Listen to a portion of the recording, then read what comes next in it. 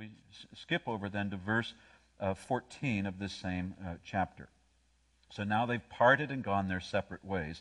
And now the Lord says to Abram, after Lot separated from him, lift up your eyes and look from the place where you are, northward and southward and eastward and westward.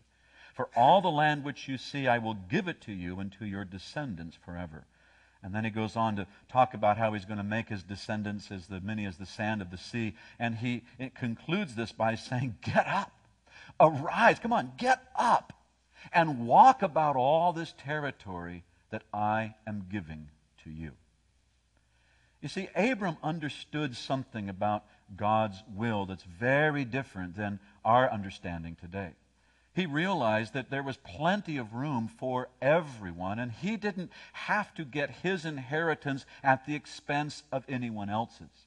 And he didn't understand God's will being a bullseye that was somehow painted on the ground in the country. And he wasn't on a treasure hunt looking for the will of God, trying to follow clues so that he would end up in the right place at the right time, in the center, some people will say. I'm in the center of God's will, as opposed to just being in the periphery of his will. Or people will use language like the perfect will of God and the permissible will of God. I'm thinking, what are you talking about? That's not even Bible words. But if you have this idea that it is a bullseye, and it's only a bullseye big enough for one human to stand in at one time, we get into this kind of pushing match because, no, I want to be in the center of God's will. And then they'll knock you out off over here, and we get on a little king of the mountain dogfight to try to get in the center of God's will. And Abram understands it doesn't work that way.